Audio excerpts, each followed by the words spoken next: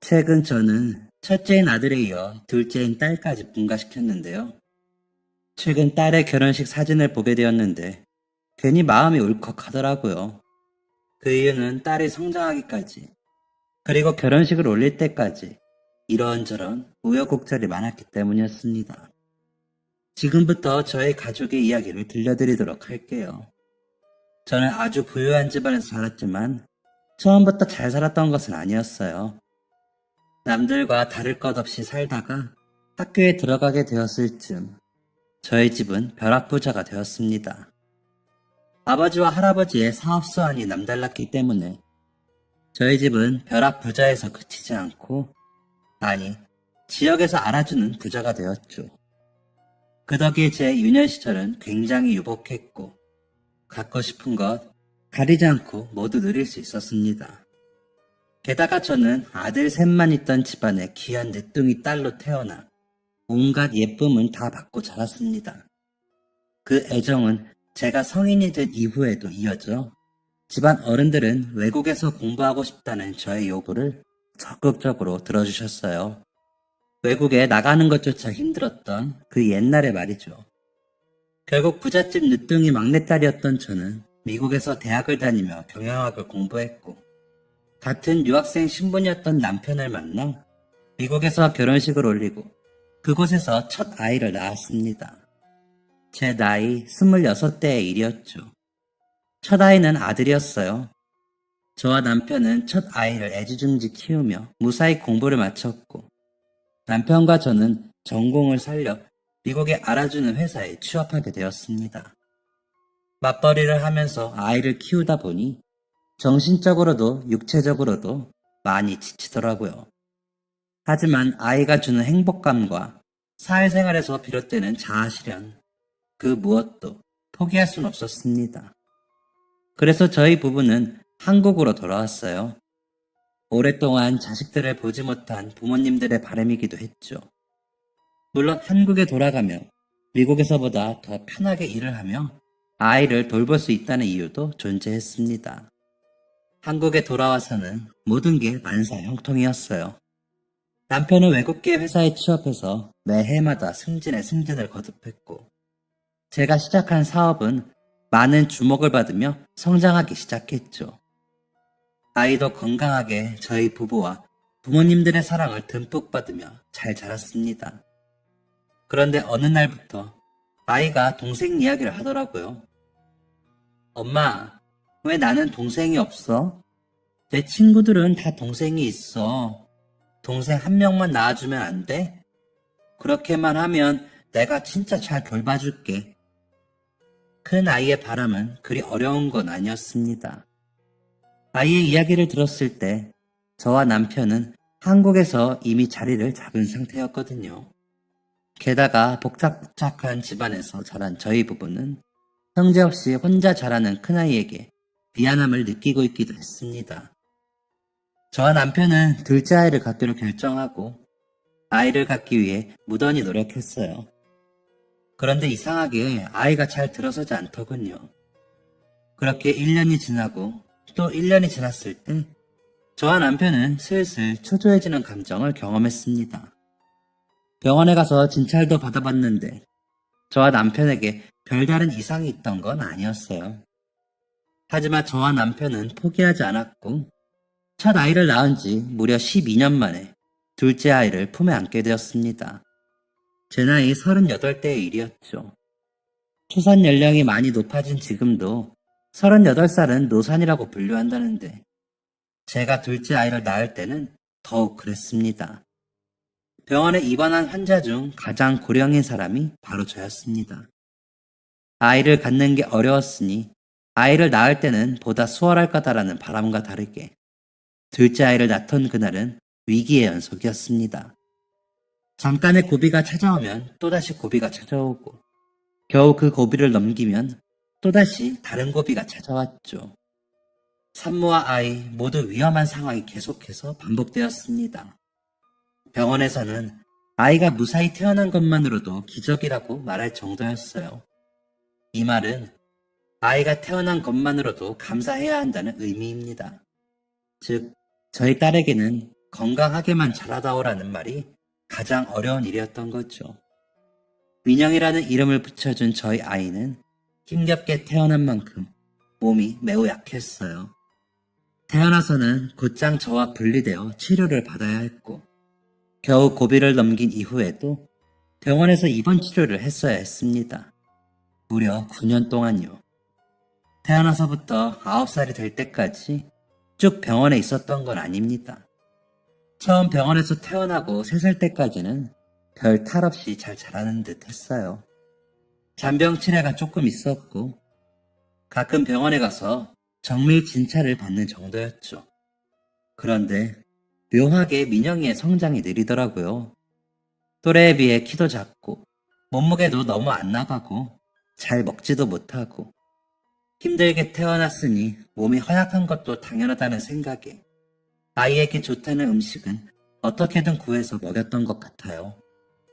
그렇게 노력을 하면 민영이의 몸은 좋아지는 듯 했지만 순식간에 안 좋아지기도 했어요. 몸 상태가 좋았다 안 좋았다를 반복했던 것이죠. 그런데 36개월이 채 안 됐을 때 잘 놀고 있던 민영이가 갑작스럽게 발작을 일으키며 쓰러졌다는 연락을 받았습니다. 아이를 돌봐주시는 분의 연락을 받고 병원에 가보니 민영이는 자가 호흡조차 힘들어하고 있었습니다. 온몸에 기계장치를 붙이고 힘겹게 호흡하는 민영이의 상태를 진찰한 의사는 민영이가 태어났을 때와 똑같은 이야기를 했어요. 아이의 상태는 언제 숨이 끊어져도 이상하지 않은 상황입니다. 의사의 말은 충분히 절망적이었지만 그렇다고 울고만 있을 수는 없는 노릇이었습니다. 저와 남편은 언제 죽어도 이상하지 않은 갓 태어난 딸이 태어나는 모습을 직접 본 사람들이었어요. 저희 부부는 그날 이후로 여러 병원을 다니고 외국의 유명 의사들을 찾아갔습니다. 저희 부부의 노력이 하늘에 닿은 것인지 민영이의 상태는 많이 호전되었어요.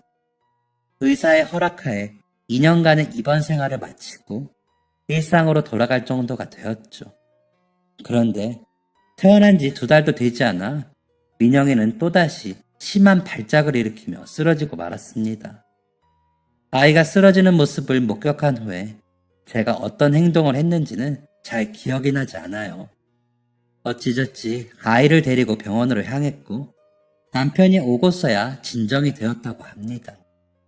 또다시 병원에 누워있는 민영이를 봤을 때 제 머릿속에는 분명히 괜찮아졌다고 했는데 2달 만에 갑자기 악화된다고? 라는 생각이 떠나지 않았어요. 그리고 온몸에는 두려움이 흐르기 시작했죠. 정말 민영이가 죽는 건가? 내가 민영이를 더 힘들게 하고 있는 건 아닐까? 왜 갑자기 쓰러진 거지? 대체 뭐가 문제야? 라는 생각이 제 온몸을 지배하고 있는 듯 했습니다. 내 아이가 거품을 물고 뒤집어지는 모습, 그리고 병원 침대에 누워 비명을 지르며 고통에 몸부리치는 모습을 지켜보는 것, 너무나 고통스러운 일이었습니다. 민영이의 2번째 발작 이후 제가 할 수 있는 거라곤 차라리 저 침대에 누워있는 게 나였다면 이라는 생각에 눈물을 흘리는 것뿐이었습니다. 상황이 이렇다 보니 민영이의 상태가 많이 좋아졌다는 의사의 말에도 퇴원을 못 시키겠더라고요. 지난번에도 그렇게 퇴원시켰다가 얼마 안 돼서 바로 발작을 했어. 이번에도 그러면 어떻게 해? 민영이한테 병원이 가장 안전한 곳이야 라는 생각을 했던 것이죠. 그렇게 민영이는 9살이 될 때까지 병원 신세를 져야 했습니다. 혼자 1인실을 쓰는 아이가 안타까워 4인 병동으로 옮겼는데 그곳에 있는 아이들이 하나둘씩 떠나는 게 반복되다 보니 민영이는 엄마, 내 친구들은 다 병원 밖으로 나갔는데 나는 언제 나갈 수 있어? 라고 묻기 시작했어요. 저는 그런 민영이에게 너가 건강해지면 밖으로 나갈 수 있어. 그러니까 이 약 얼른 먹자. 라는 말밖에 할 수 없었죠. 민영이는 몇 년 동안 반복된 희망 고문에 지쳐갔고 우울함을 호소하기 시작했습니다. 됐어. 안 먹어. 이 약 먹어도 안 건강해지잖아. 약 먹고 건강해지면 병원 밖으로 갈 수 있다며. 나도 오빠랑 같이 학교 다니면서 친구들이랑 놀고 싶다고. 왜 나는 맨날 병원에만 있어야 하는데? 이날 이후 민영이는 1인실 병동을 옮겼습니다. 민영이의 친구는 책과 소아과 병동 간호사, 그리고 첫째 아이 민철이뿐이었어요. 민철이는 좋은 오빠였습니다. 학교에서 무슨 일이 있었는지, 친구들과는 어떻게 지내고 있는지를 모두 민영이에게 말해주었고, 귀찮을 법한데도 민영이의 질문을 한 번도 대충 넘긴 적이 없었어요. 민영이가 6살 때 민철이는 이미 18살이었는데도 불구하고 말이죠. 민철이는 어린 동생에게 마냥 상냥한 오빠였습니다. 아빠는 사업으로, 엄마는 동생의 간병으로 바빠 자신에게 신경을 많이 못 써주는 상황에서 단 한 번도 미운 소리 한 적 없는 예쁜 아들이기도 했죠. 그날은 군 휴학을 마친 민철이가 민영이에게 오빠 이제 당분간 민영이랑 하루 종일 있을 수 있어 라고 말한 날이었어요. 민영이는 뛸 듯이 기뻐하며 오빠를 반겼죠. 민철이는 그동안 민영이 간호하느라 엄마 시간도 없었을 텐데 아빠랑 근사한 데서 식사라도 하고 오세요. 오늘 밤은 제가 민영이랑 잘게요 라고 말하며 저와 남편의 오붓한 시간을 마련해 주었습니다. 정말 오랜만에 남편과 데이트한 거였어요. 전망 좋은 식당에서 좋은 음식을 먹으며 그동안 미처 하지 못했던 여러 가지 이야기를 나누고 있었죠. 그렇게 꿈 같은 시간을 보내고 있을 때 민철이에게 연락이 왔습니다. 민철이의 목소리는 매우 심하게 떨리고 있었고 저는 직감했습니다. 민영이에게 무슨 일이 일어났구나 하고요. 병원에 도착한 저는 그 자리에서 쓰러질 뻔했습니다. 민영이의 주변은 이미 병원 관계자들로 둘러싸여 있었고 의사는 땀을 뚝뚝 흘리며 의식을 잃은 민영이에게 심폐소생술을 시행하고 있었어요. 남편은 저를 의자에 앉혀둔 채 어떻게 된 상황인지를 알아보러 자리를 비웠고 민철이는 곧장 제 곁으로 와 저를 꼭 안아주었습니다. 민철이의 몸이 떨렸던 것으로 보아 민철이도 많이 놀랬던 거겠죠. 그때 저는 참을 수 없는 무기력함을 느꼈습니다. 민영이의 간호를 위해 회사를 전문 경영인에게 맡겼을 때도 이런 감정은 느끼지 못했는데 말이죠. 민영이는 기적적으로 또 살아주었습니다. 심폐소생술을 시행하던 의사는 땀을 닦아내며 갑작스러운 심정지가 왔고 정밀 검사를 진행해야 한다는 말을 전했습니다. 이렇게 갑자기 상태가 악화되는 경우는 별로 없었기 때문에 최대한 빨리 검사를 진행하자고 하더군요. 검사 결과 민영이는 장기 이식이 필요한 상황이었습니다. 그것도 최대한 빠른 시간 내에요. 지금까지 왜 병의 이유를 몰랐나 싶을 정도로 너무나 확실합니다. 민영이는 이식만 받으면 살 수 있어요. 하지만 애초에 민영이의 몸이 너무 약해서 수술을 잘 버텨줄지도 불분명하고 민영이같이 어린아이에게 이식을 해줄 수 있는 공여자가 갑자기 나타나리라는 건 사실상 기적에 가깝습니다. 이식만 받으면 살 수 있다는 희망적인 말 뒤에 붙여진 내용은 너무나 암울했습니다. 작은 희망마저 갖지 못하게 하는 현실적인 의사의 말은 제게 아이를 포기하세요 라는 말로 들렸어요. 저는 민영이가 태어난 후 처음으로 엉엉 소리를 내며 오열을 했습니다. 머리를 쥐어뜯고 땅을 치고 내 몸을 긁고 옷을 찢을 듯 잡아당겼죠. 아이를 지키지 못한 엄마가 할 수 있는 거라곤 고작 내 머리를 쥐어뜯는 게 전부였습니다. 자식은 사경을 헤매고 있는데 말이죠. 미친 사람처럼 우는 저를 보고 남편과 민철이가 달려왔지만 저를 쉽게 진정시키지는 못했다고 합니다. 저는 그렇게 한참을 울다가 쓰러지듯 잠이 들었습니다. 아니, 실제로 쓰러진 게 맞았습니다. 눈을 뜨니 팔에는 링거가 꽂혀 있었고 남편은 제가 탈수로 쓰러졌다고 했어요. 스트레스가 극에 달했으니 안정이 필요할 거라고 말했죠. 하지만 저에겐 그 말이 들리지 않았습니다. 저는 곧장 민영이가 입원해 있는 중환자실로 찾아갔어요. 한참 그 앞에 앉아서 눈물을 흘리며 누구라도 좋으니 제발 도와달라는 말을 되뇌었습니다. 그렇게 4일 정도가 지났을 때였을까요? 민영이의 주치의가 저를 급하게 찾았습니다. 어머니, 민영이 살 수 있습니다. 공여자가 나타났어요. 안개가 뿌옇게 껴있던 머리가 순식간에 맑아지는 느낌이었습니다. 어떻게 그렇게 적절한 시기에 적합성이 딱 맞는 공여자가 나타났는지. 스스로 민영이의 별명은 기적의 아이가 되었습니다. 민영이는 이식을 받은 후 차츰 건강을 되찾았어요. 몇 차례 죽음의 고비를 넘긴 아이일 거라는 생각조차 들지 않았습니다. 민영이가 건강을 되찾고 있을 때 저와 남편은 민영이에게 이식을 해준 공여자를 찾으려고 했어요. 하지만 병원 측에서는 공여자가 자신을 밝히지 않길 원한다며 알려주지 않더군요.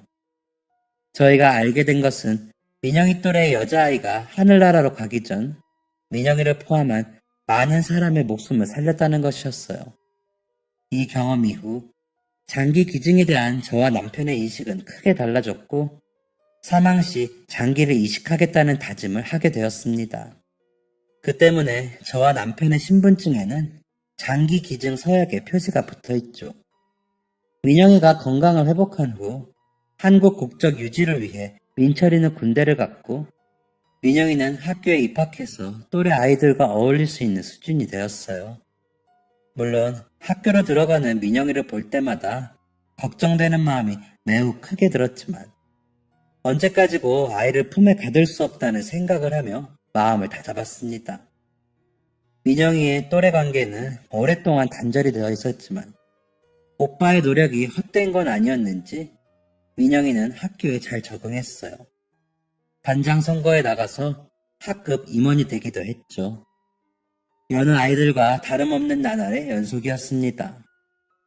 어느 날은 눈이 벌게져서 씩씩거리며 집으로 돌아오더라고요. 무슨 일 있었어? 라고 묻자마자 민영이는 눈물을 뚝뚝 흘리며 아니, 소연이가 나랑 이제 안 논대 라고 말했습니다. 소연이가? 갑자기 왜? 둘이 제일 친한 친구잖아. 그날 저는 무려 2시간 동안 민영이와 소연이의 관계에 대한 이야기를 들어야 했습니다. 제가 들어보니 별것도 아닌 것 같던데 꽤나 심각한 싸움을 했더라고요. 그런데 아니나 다를까 일주일이 채 지나지 않아 민영이에게 전화가 왔습니다. 엄마, 나 지금 소연이랑 집으로 놀러 가도 돼? 소연이 엄마는 된대. 부부싸움만큼 쉽게 정리되는 게 초등학생 싸움인가 보더군요. 그렇게 소연이와 손을 맞잡고 집으로 들어온 민영이를 보는데 왜 그리 웃음이 나던지. 여느 집이라면 귀찮을 정도로 자주 마주하게 될 평범한 일상이 저에게는 너무나 특별했습니다. 민영이는 예쁘고 멋있는 여자로 성장했어요. 고등학교 1학년까지는 지지리도 공부를 안 하더니 어느 날부터 공부를 시작하더군요. 민영이 말로는 꿈이 생겼다고 했어요. 그리고 그 꿈을 이루기 위해서는 대학을 가야 한다고 말했죠.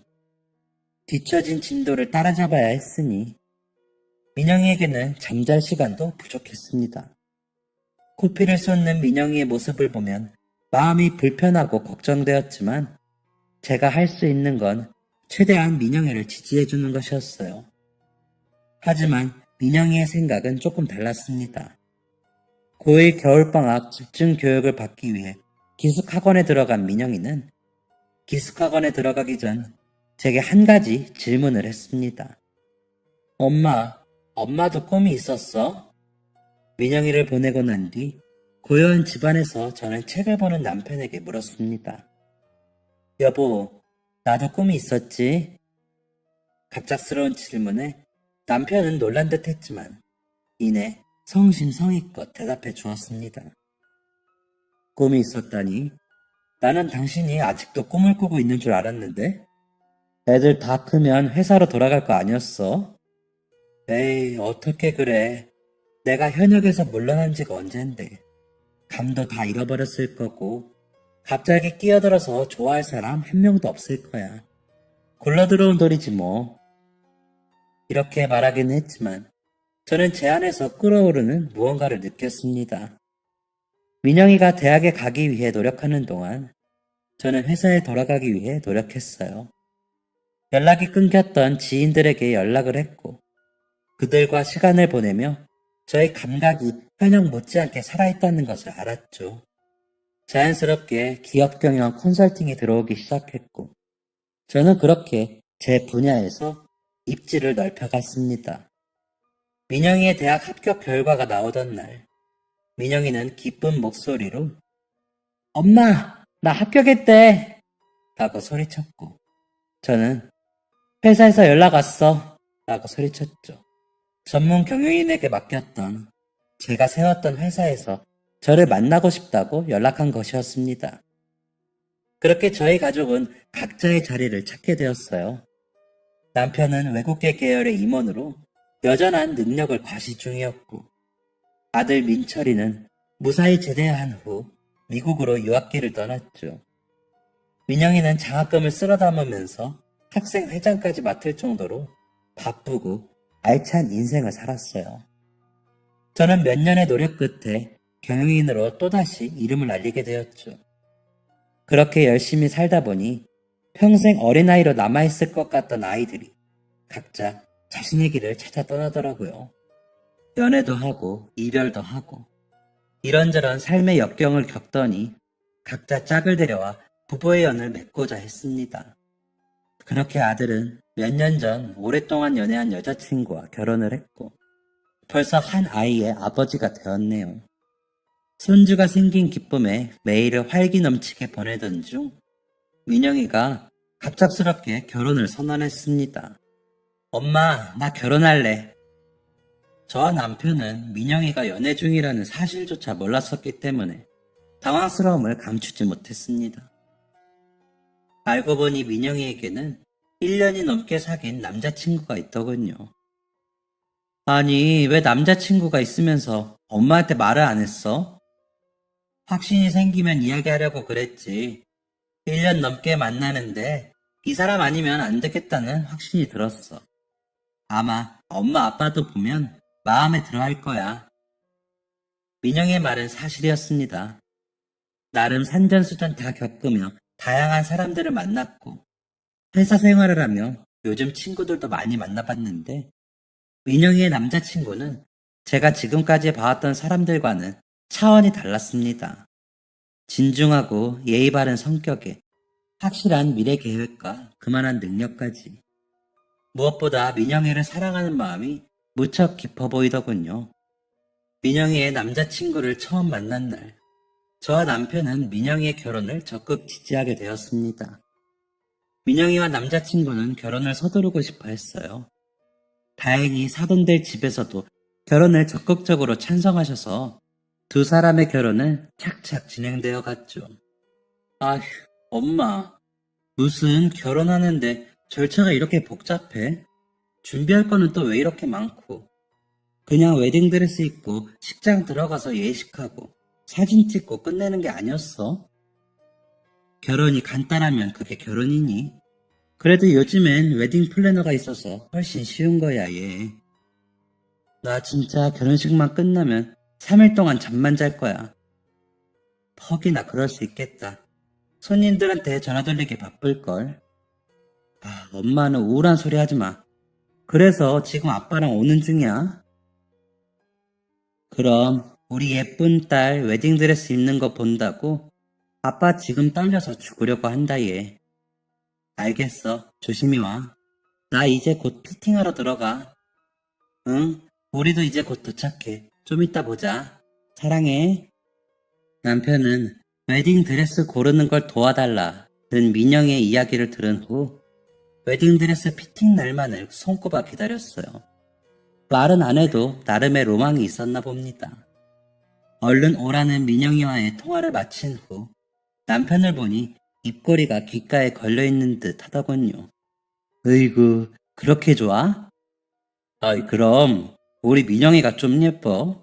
내가 제일 비싸고 제일 예쁜 드레스로 골라줄 거야. 아휴, 주책이야.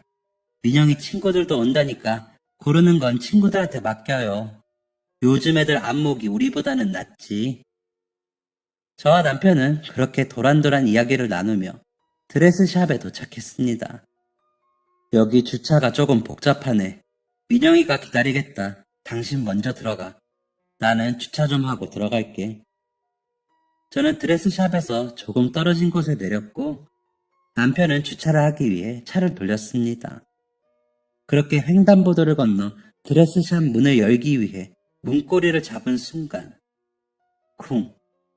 제 뒤로 엄청난 굉음이 들렸어요.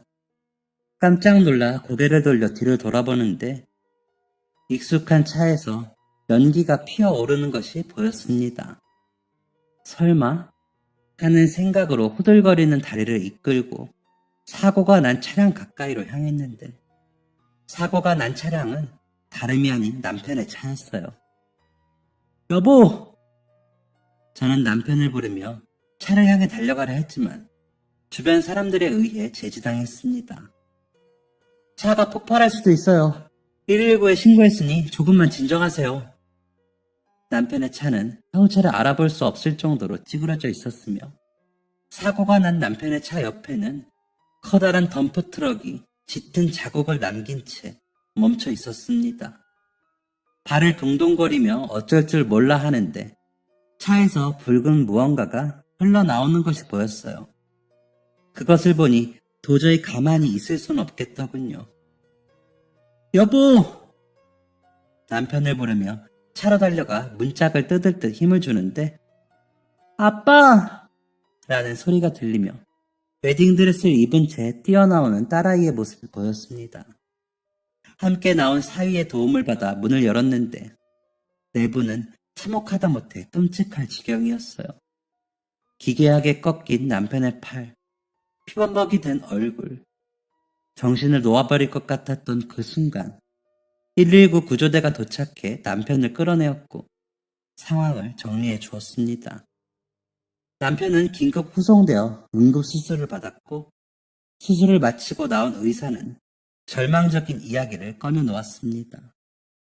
최선을 다했지만 뇌 손상이 너무 심각합니다. 화창하기만 했던 하늘이 노래졌던 그 순간 저의 남편은 그렇게 뇌사자가 되었습니다. 딸은 다 찢어진 웨딩드레스를 입고 제 곁에서 하염없이 눈물을 흘리며 후회했어요. 내가 괜히 아빠를 불러서 그래. 내가 아니었으면 아빠가 이렇게 다칠 일은 없었을 거야.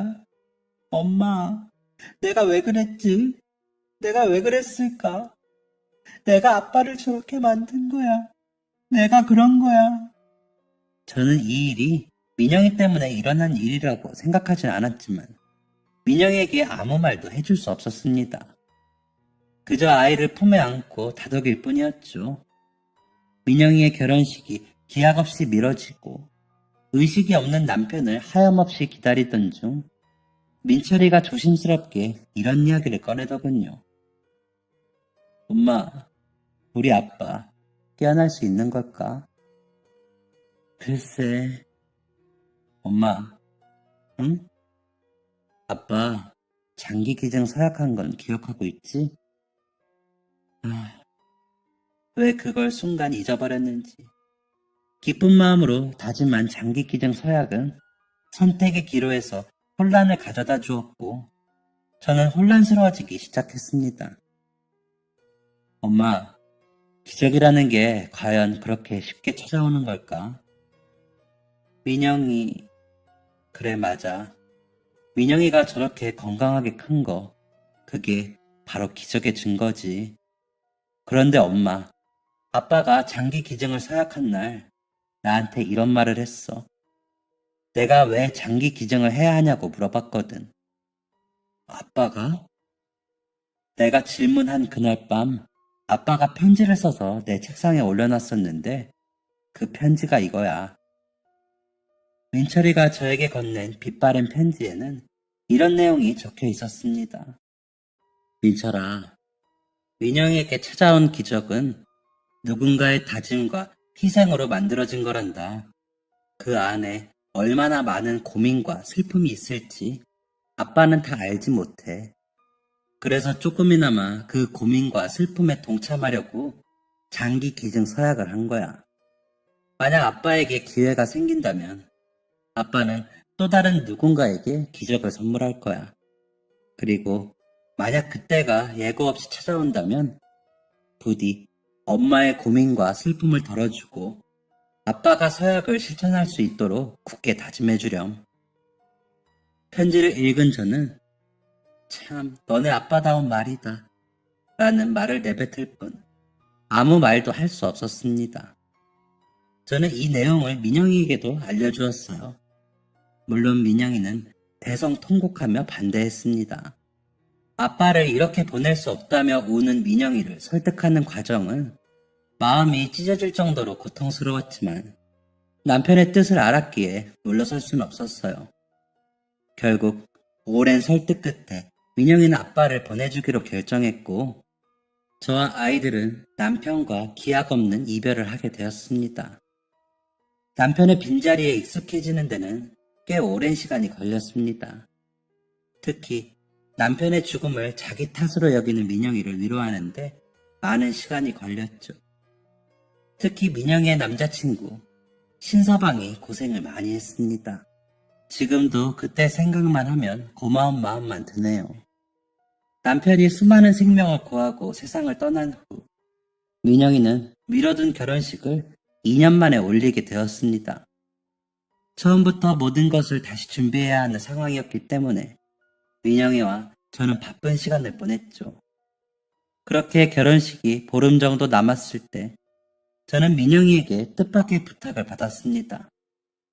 누군가를 만나러 가야 하는데 꼭 함께 가달라는 요구였어요. 누구를 만나러 가는데 엄마까지 가야 해? 하객으로 오실 분을 만나러 가는 거니? 엄마까지 가야 할 정도로 중요한 분이야? 누구보다 활발한 성격의 민영이는 긴장한 듯 제 손을 매만지며 가보면 안다는 말만 반복했습니다. 예약을 해둔 레스토랑에 도착하니 손님이 먼저 와 계시더군요. 저는 생전 처음 뵙는 분이었습니다. 멀리 보이는 손님을 향해 걸어가며 너가 아는 분이라고? 어떻게 아는 분인데 그래? 라고 민영이에게 작은 목소리로 물었지만 민영이는 제 말에 대답하지 않았습니다. 의아해서 민영이를 바라보니 민영이는 두 눈에 눈물을 가득 담고 손님 쪽으로 걸어가고 있더군요.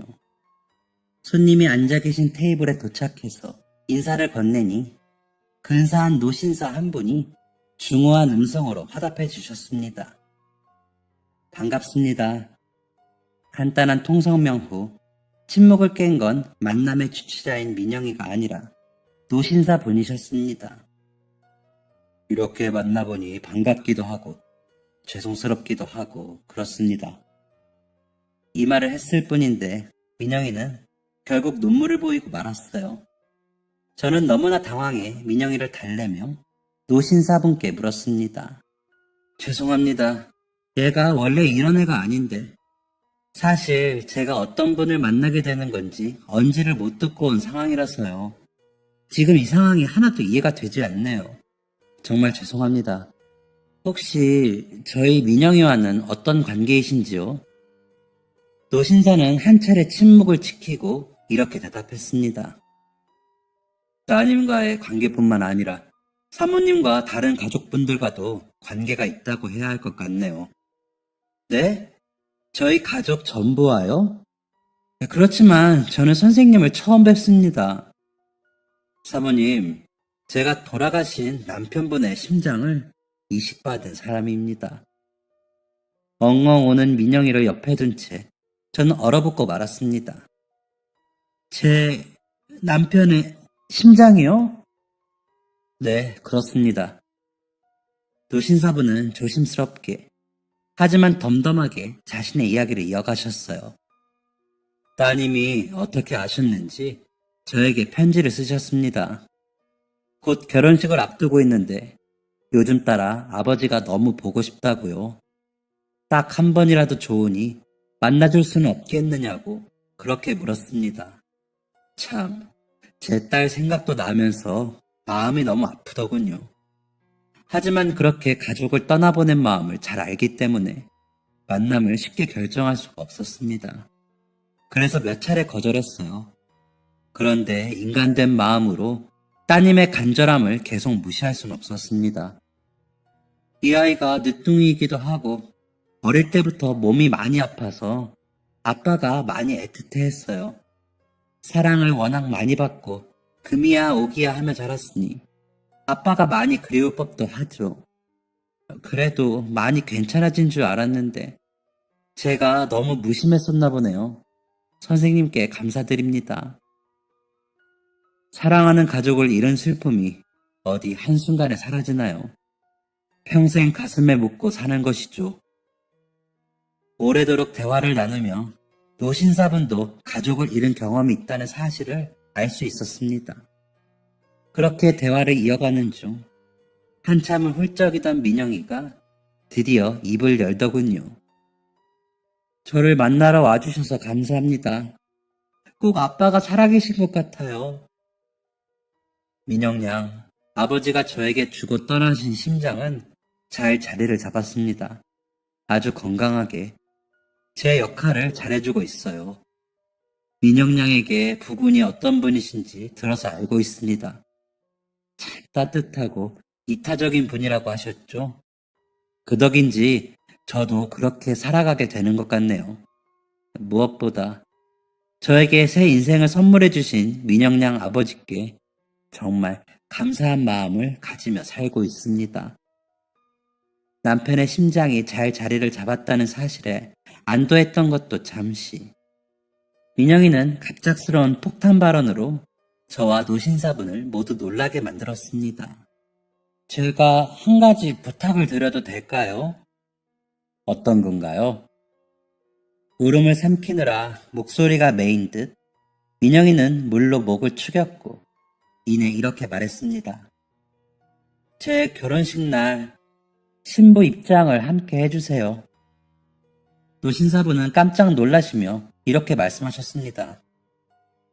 어머니가 이렇게 건강하게 살아계신데 제가 신부와 함께 입장하면 주변 사람들 시선이 좋지 않을 겁니다. 저야 민영양 손을 잡고 입장만 하면 되지만 거기 계실 어머니 입장도 생각을 해주셔야죠. 노신사분의 이야기는 합리적인 이야기였습니다. 남편이 세상을 등진 지 2년밖에 되지 않았는데 다른 남자가 딸의 손을 잡고 버진로드를 걸으면 사람들에게서 어떤 이야기가 오고 갈지 모를 일이었으니까요. 민영아, 선생님도 가정이 있으실 텐데 이 부탁은 너무 큰 부담이 될 거야. 아빠랑 함께 입장하고 싶어 했던 너 마음은 알지만 제 이야기를 들은 민영이는 한참 후 아빠랑 매일 같이 연습했었어. 연습? 무슨 연습? 나 어릴 때 9살이 될 때까지 병원에서 한 발자국도 못 뗐을 때 엄마가 잠에 들면 아빠가 항상 나를 깨웠어. 신부 입장하는 거 연습하자고. 불 꺼진 병원 복도에서 내 손을 잡고 천천히 발 맞춰서 걷는 단순한 연습이었지만 아빠는 항상 진지했어. 나는 아직 어린데 왜 이런 연습을 해야 하냐고 투정어린 질문을 하면 아빠는 항상 쓴웃음을 지었어. 그때는 그 웃음의 의미를 알지 못했지만 이제는 알 것 같아. 민영이의 말을 마무리한 건 노신사분이었습니다. 아마 그날이 오지 않을 수도 있으리라 생각하셨나 보군요.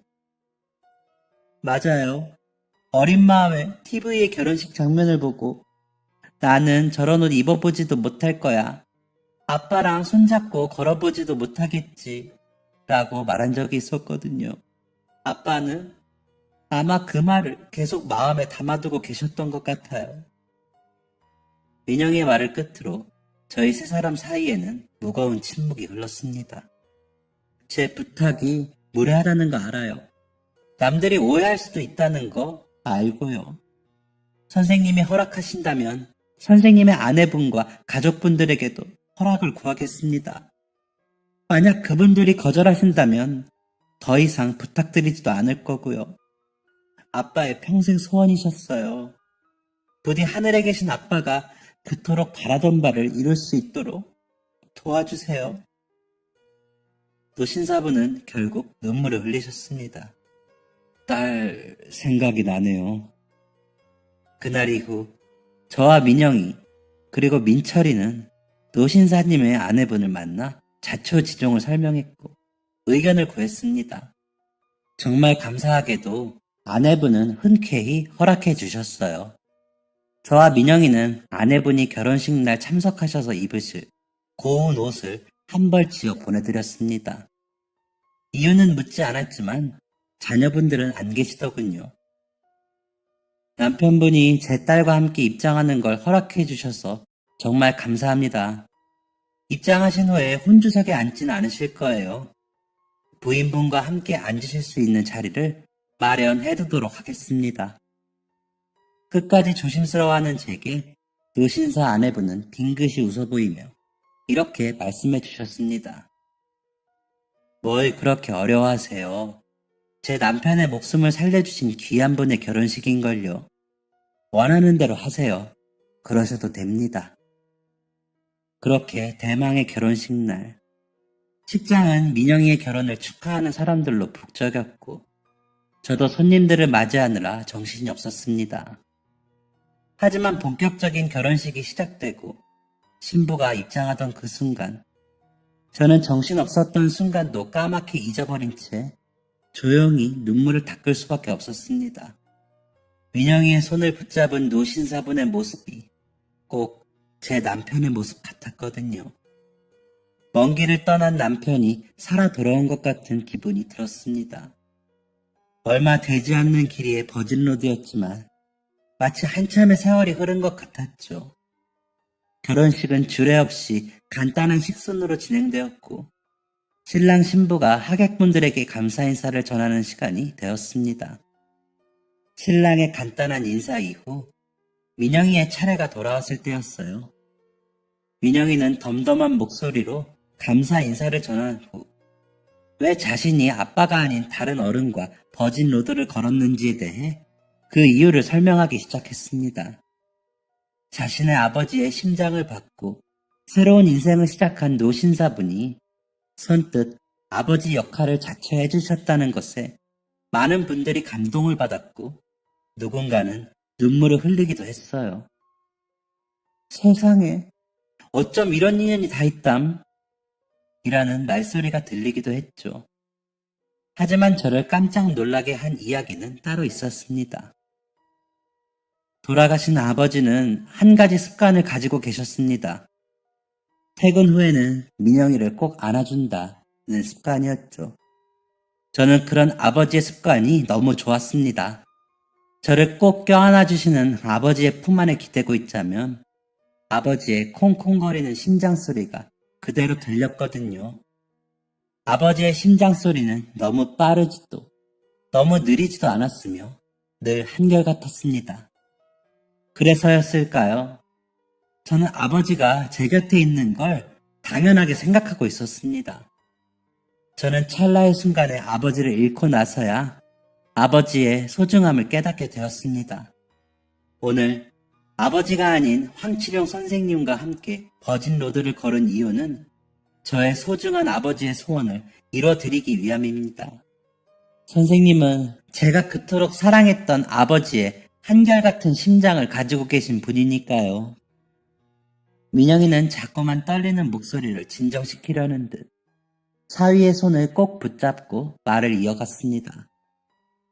저는 아버지의 심장을 받아 새로운 삶을 살게 되었다는 황치룡 선생님의 이야기를 듣고 한 가지 궁금증을 품게 되었습니다.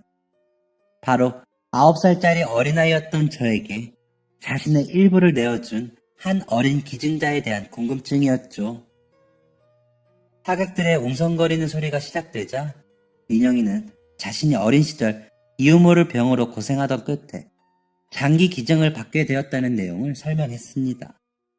저를 비롯한 수많은 사람의 목숨을 살리고 하늘의 별이 된 공여자는 당시에 저보다 한 살이 어렸던 8살짜리 어린 여자아이였습니다. 그 어린아이와 이별을 결심하기까지 그 가족이 얼마나 많은 고민과 슬픔을 겪었을지 저는 아버지와의 이별을 겪으며 그 슬픔에 조금이나마 공감할 수 있었습니다. 그리고 이내 공여자의 가족들을 찾게 되었죠. 제게 새 인생을 선물해주고 세상을 떠난 8살짜리 어린아이의 가족은 바로 모든 시선이 민영이에게 향했고 처음 듣는 이야기에 저와 민철이도 감각을 곤두세우고 있었습니다. 그 8살짜리 어린아이의 아버지가 바로 여기 계신 황칠용 선생님이십니다. 그 자리에 있던 모든 사람들이 화들짝 놀랐습니다. 제 뒷자리에 앉아 계셨던 황칠용 선생님과 아내분도 마찬가지셨죠. 민영이는 너무 놀라 아무 반응을 하지 못하는 황칠용 선생님께 이렇게 말했습니다.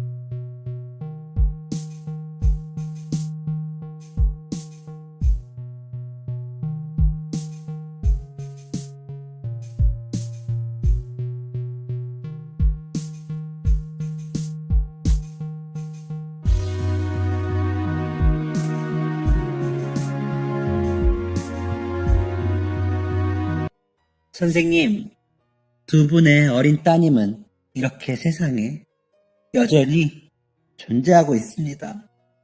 선생님의 아내분은 조용히 눈물을 훔치고 계셨고, 선생님은 이내 자리를 정리하고 일어나 민영이 곁으로 향하셨습니다. 여기까지 어려운 이야기를 해주었으니 이제 제가 이야기할 차례겠네요. 선생님의 표정은 과거를 회상하는 듯 하기도 했고 어딘가 슬퍼 보이기도 했습니다. 제 딸은 예기치 않은 사고로 뇌사 상태에 빠졌습니다. 첫 아이였고 늦게 얻은 아이였기 때문에 포기하고 싶지 않았어요. 이제 그만 아이를 보내주자는 아내의 외침도 무시로 일관했었습니다. 더 이상 가망이 없다. 더 이상의 연명치료는 의미 없다는 의사들의 확신 어린 소리도 무시했죠. 그렇게 하루하루 메말라 가고 있던 중 딸아이가 입원하고 있던 중환자실 앞에서 한 여인이 울부짖는 모습을 보았습니다. 침통해하는 의사 앞에서 땅을 치며 눈물을 흘리는 한 여인, 그리고 그 여인을 말리는 남편과 아들. 묻지 않아도 어떤 상황인지 보이더군요. 그런데 그 여인의 모습에서 왜 우리 아이를 이만 보내주자 라고 소리치며 오는 제 아내의 모습이 보였는지 모르겠습니다. 선생님의 말씀이 이어질수록 선생님의 아내분의 울음소리는 점점 커져갔습니다.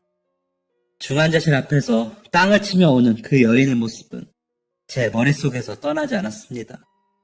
그리고 그런 아내를 바라보는, 어머니를 바라보는 그 가족들의 모습도 제 머리를 가득 메웠어요.